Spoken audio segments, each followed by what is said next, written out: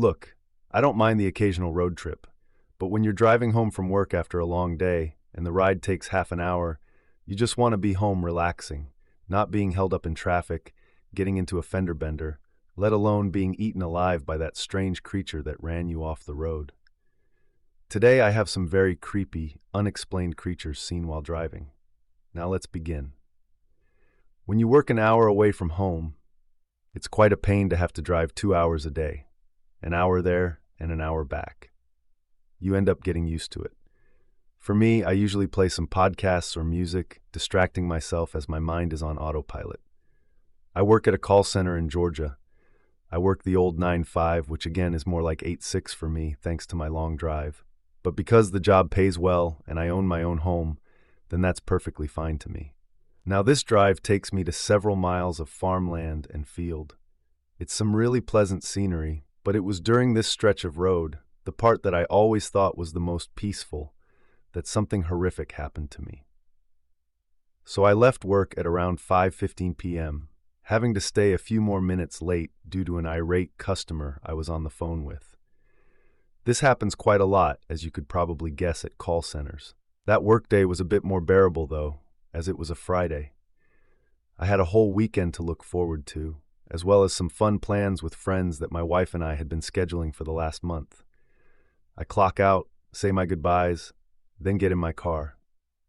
I'm driving for about 20 minutes, playing some classic rock, but just thinking about my day. It's funny how long stress can stay with you, even though it doesn't matter anymore. As I hit that stretch of road surrounded by fields and farmland, I received a call from my wife. She wanted to go over the plans with friends tomorrow, so that we wouldn't be late, we knew what to wear, where to show up, and all that jazz. She's the kind of person that, even though we've gone over something several times, she'll go over it with you several more times. I kind of like it. It's nice to have someone to make sure you're prepared. We talked for about 10 minutes straight. Glancing out the window, I saw that I was passing by rows upon rows of corn or something. The sun was going down in the distance, and it was quite beautiful. I looked back in front of me, just in time to slam on my brakes as I nearly ran over some person. Before my wife even knew that something was going on my end, the phone was thrown from my hands by the sudden stopping force, smacking into the windshield. I came to a complete stop, nearly hitting my forehead on the steering wheel. "Christ!" I muttered, praying that I hadn't hit someone. I rubbed my head and got my wits about me as the car idled on the side of the road to the right. I went straight for my phone with my foot still on the brake. The glass of the windshield where it had hit was perfectly fine, but my phone's screen had all but shattered. The screen was now completely black. There was no call or sound on the other end either. I couldn't get it to turn back on, so it was basically dead. Great, I thought. Talk about making a bad situation worse. If someone was hurt, I wouldn't be able to call 911. I then quickly glanced out of every window, trying to find the person that I nearly hit. I didn't see anyone. Then again, it was getting darker by the second. The sky was a dark purple and blue at this point, and in moments it would be completely dark. Still, I didn't see anyone around me. Maybe I'd spooked them, just as they spooked me, and just ran off.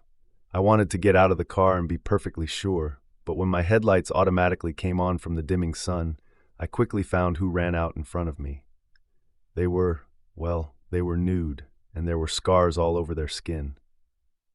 And the weird thing about this was that this nude person didn't have any defining features, not even any gender-identifying features on their body. And before long, I realized what I was looking at in the middle of the road ahead of me was the partially illuminated right side of something that wasn't human. There's no way they could be human. I let off the brake and turned on the steering wheel to the left a bit, aligning my car to the center of the road. Then I got a full good look at it. For the entire duration that I stared at this figure, I couldn't breathe. It was like I forgot how to for a moment. Nothing I was looking at made sense. From head to toe, this thing was human in shape. 2 arms, 2 legs, a head, torso. It was all there, but it wasn't right. Imagine taking a nude photo of a person and then using the smudge tool on Photoshop. That's what it reminded me of. Its flesh was just all sagging skin and scars, And when I finally looked at its face, I was even more terrified than I thought I could be. It didn't have eyes or nose, I don't think. All that was on its face was two diagonal slits and a mouth. The thing sort of twitched and stayed put. During this time that I was horrified of what I was looking at, I was desperately trying to make sense of it, and I even had the thought in my head that maybe I did hit the person, and they came out looking like that. But that's stupid. I know how stupid it sounds now, but being scared, being worried like that, it can do things to your head. As I was still moments away from realizing that I should get out of there or call for help, this creature made the first move, and what a move it was. It took off on two legs at such high speed that I lost sight of it almost immediately. It ran off to my right, and I thought that it ran off into one of these fields. I quickly found myself glancing out the windows trying to locate it again, because when you see something that horrifying, you want to keep your eyes on it. You never want to lose track of that spider in your room. But soon I heard something instead of seeing it. The sound of my passenger side door being opened. I slammed my foot on the gas pedal, too scared to look over to see if someone got inside. I don't think they did, because I heard the door slam shut from the force of me flooring it, but I also heard something dragging on the road outside. Whatever had grabbed the door was still holding on to it. I began to swerve left and right. I nearly swerved off the road and crashed into a ditch, but I managed to shake whatever was holding onto the door. With a thud and a scrape, the dragging sound stopped. I looked in my rear view and saw the thing standing perfectly still in the middle of the road. I never saw it get up. It was just fast and twitchy like that. I sped off down the road, going twice the speed limit to get home. I made it home quickly, arriving to a very distressed wife. I told her everything that happened, even though I'm not sure she believed it all. Even she was worried that I simply hit someone and mistook their appearance or something. I assured her that it wasn't that. Whoever was on the road I had not hit, I knew that for a fact now that my head was clear. No accident occurred, but I definitely saw something that defied reality. Something that gave me nightmares for months on end. From that day forward, I didn't use that route to go to work or to go home. There was an alternate route that increased my drive there and back by about 20 to 30 minutes. That sucked, but I'd rather avoid ever having to see something like that again. Silent Hill creature thing in the fields of Georgia, please leave me be.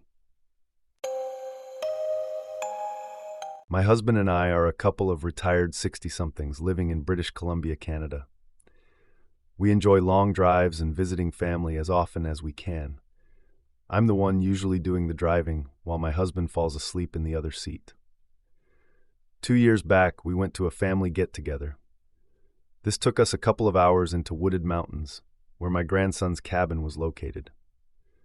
We get together at this cabin every now and then, so getting there really isn't the problem. It's our car, which is in worse shape than we are. We've been driving this '96 Ford Taurus with over 320,000 miles for years.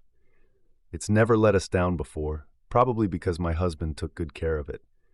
But it was getting up there in miles and years. It was going to break down sooner or later. I'd been telling him that, but he refused to listen. And wouldn't you know it, on our way to the cabin, it did just that.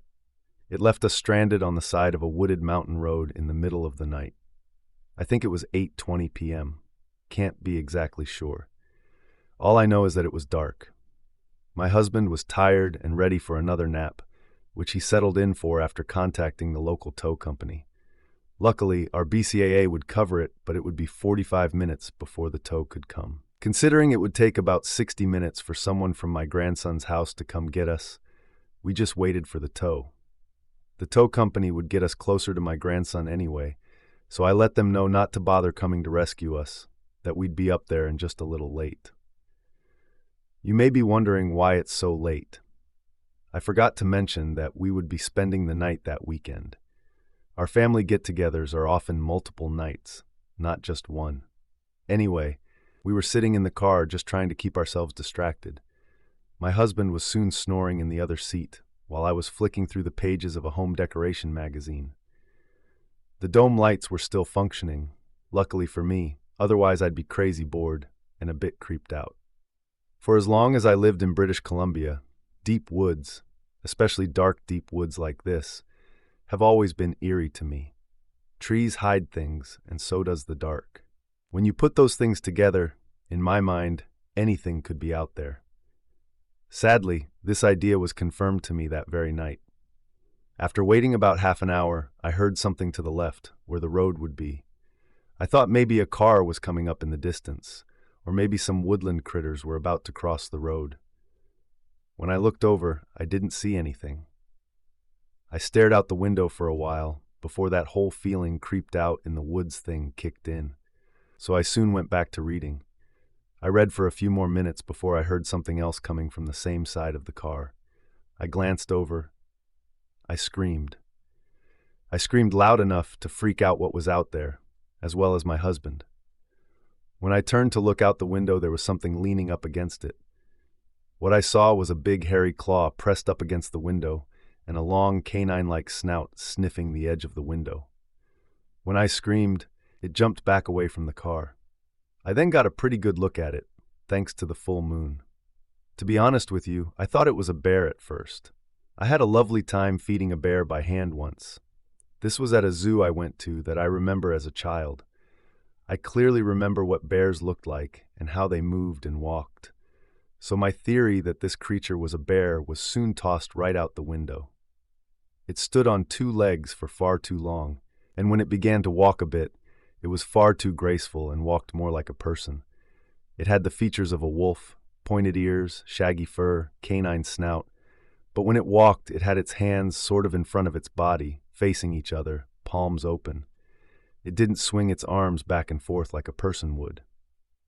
Its legs were thick, and they had one extra joint compared to a person's. I was startled once again when I heard behind me, "What in God's name?" It was my husband, who was wide awake and staring at the same odd scene as I. I reprimanded him for startling me, and then looked back at the creature, who was starting to walk around the car. From the look on its face, it appeared to be more curious than anything. Maybe a bit cautious, too, but who wouldn't be? Maybe it had never seen a car up close before. Watching it walk around was really bizarre. Seriously, it walked like a person. Walking was second nature to it. Seeing something walk on two legs that isn't a person is a really creepy experience. An experience I wish, and also didn't wish, other people could experience. As it's walking, all the while it's staring into the car at us. Again, I was sure it was being curious, but being looked at by something far bigger than me like that, it was very spooky. It got up real close to the car again and began to rake its claws across the top of it. That disgusting sound made me feel like my ears were going to bleed. It stopped doing that after a few moments, then got low to the ground. Low enough that it was below the windows of the car, and it started to tug at the handle of the back passenger door.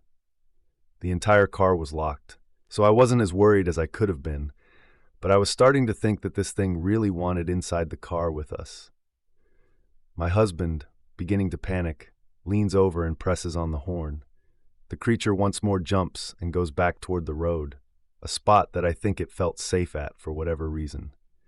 Still, it's walking on two legs, never once trying to go on all fours like you'd expect any animal to. I think that spooked it enough, though, because it turned around and walked away to the opposite side of the road and disappeared into the woods. By then, it was right about time for our tow guy to get here, and after a couple of minutes, he arrived, though I wished he would have arrived early enough to see that thing. Though my husband and I had both seen it, it would have been nice if we had some confirmation from a stranger or a third party. The entire time this happened, it felt like time had slowed down. It was definitely the longest I felt I ever waited for anything. We made it to my grandson's quite late, but I'll be darned if we didn't have quite the story to tell, one that might be a bit too unbelievable for them. I worked as a cop a couple of years ago. I was often working nights in a patrol car, setting up speed traps at the local racing intersection, and responding to any late-night calls. This being middle of nowhere Tennessee, not a lot happened. This particular incident happened on a night where my only call was a domestic dispute out in the country. We were always getting domestic dispute calls from this couple out there. A couple of married farmers that didn't belong together but didn't get the hint. They'd been married 20 years but fought nightly, and they didn't pay peace of mind to their neighbors who lived actually quite close to them. It was pretty irritating. The husband drank a little too much and had a temper, but his wife had an even bigger temper, one that didn't need to hide below some alcohol. Even still, after leaving that call that night, I couldn't be sure if I was more sorry for him or for her, but in the end, I just felt sorry for myself. Their home was located on an old country highway, one of those old long roads that used to be a heavily traveled highway, but now is nothing more than a glorified dirt road, now that the gravel was beginning to crumble. It was in such bad shape that you didn't want to drive more than 25 going through it. Luckily, the surrounding area was quite serene, so it wasn't so bad when you had to stick around longer than you had to out there. After the call was done and I was heading out, I was driving down this old road. Must have been driving 10 minutes or so when I spotted a broken down vehicle on the side of the road. I'd come in from a different direction, so I wouldn't have seen this car until now. And considering this particular section of the road was pretty heavily traveled during the weekdays by commercial vehicles and loggers, it was something that needed to be dealt with. And yeah, know how it sounds. It was an old, torn-apart highway, but it was still quite well traveled by people who worked out here, and there were quite a few of them at that. Anyway, this sucker was going to need a windshield tag, so I got out of the car with my torch, and I began to circle the vehicle, shining my lights inside of it to make sure no one was in there. It was empty and seemingly abandoned, and there wasn't a tag in the window yet, so I began to write it up. I was going to have this vehicle towed in the next few days if no one came to get it. At least then it would be out of the way and not a hazard. As I'm filling out the tag, it starts. The ground begins to shake a bit in a sort of pattern. The thing it immediately reminded me of, and this is going to sound silly, sure, but Jurassic Park, where the T-Rex is walking in the distance and it causes the cup to vibrate with each step. It was like that, in a way. After a couple of these vibrations, I was beginning to freak out, and then there was a sound of something shifting within the trees to the left of me, just beyond where the car was abandoned. I shone my torch in that direction, but I didn't see anything at first, just trees. And then those vibrating footsteps continued, and I could see faint movement beyond the shadows. My knees grew weak, and I realized I was scared. I quickly reminded myself that I had a gun in case something bad did happen, but that didn't comfort me as much as it should have. I found myself backpedaling toward my police cruiser. The footsteps were massive.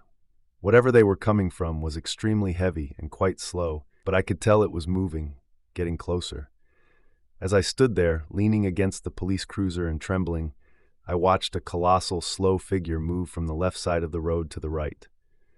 The whole time I was shining my torchlight at it, only able to shine one part of the enormous thing at a time.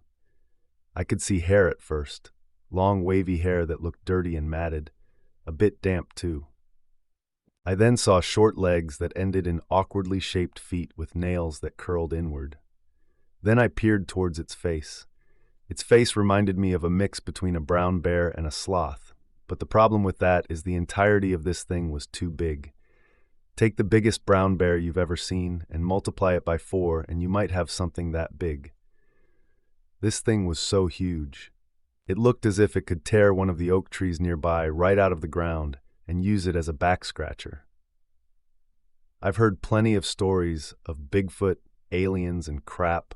All these weird creatures that are creepy or they're kind of bigger than you that you don't want to see in the woods, but I've never ever heard tales of something this big. It made sense. I mean, if something like this lived in the woods, it would be easily found, or so you'd think. In a couple of behemoth-sized steps, it was already across the road. Though it was slow for its size, I'm not sure I could keep up with it, with how big it was. I'm standing there wondering what I should do. Do you call things like this in? I mean, you wouldn't call in the fact that you just encountered a deer. It's wildlife, right? I didn't know what to do at all. Besides, if I did call it in, How would dispatch take that or respond to it? Suddenly, my legs stopped trembling, and I found a source of motivation within me. One that I didn't think I'd have. I was curious, terrified, sure, but I was curious. Latching on harder to my torch, I ran into the woods following the trail of this thing. I ran off into the woods, trying to get a better look at it. The amount of distance it had already covered between the trees was astounding. The trees weren't especially thick in this area. When something did get in its way, it was sure to bend them out of the way, though it seemed to be careful not to break any. That was odd. There must have been a reason for that. I ran for several minutes, but I was never able to catch up to it, though its footprints were very obviously there, though they looked more like a trail than prints, like it was dragging its back feet instead of raising them. I was out of breath after a while, and I decided to head back. I didn't want to leave my police cruiser alone. I then thought that maybe the camera on the cruiser would have caught this thing in action, but sadly the cruiser was facing at such an angle that all it really captured was me riding up a windshield tag next to that abandoned car on the shoulder. I sat in the cruiser for a while, thinking about what had just happened, wondering what I was going to say to my colleagues.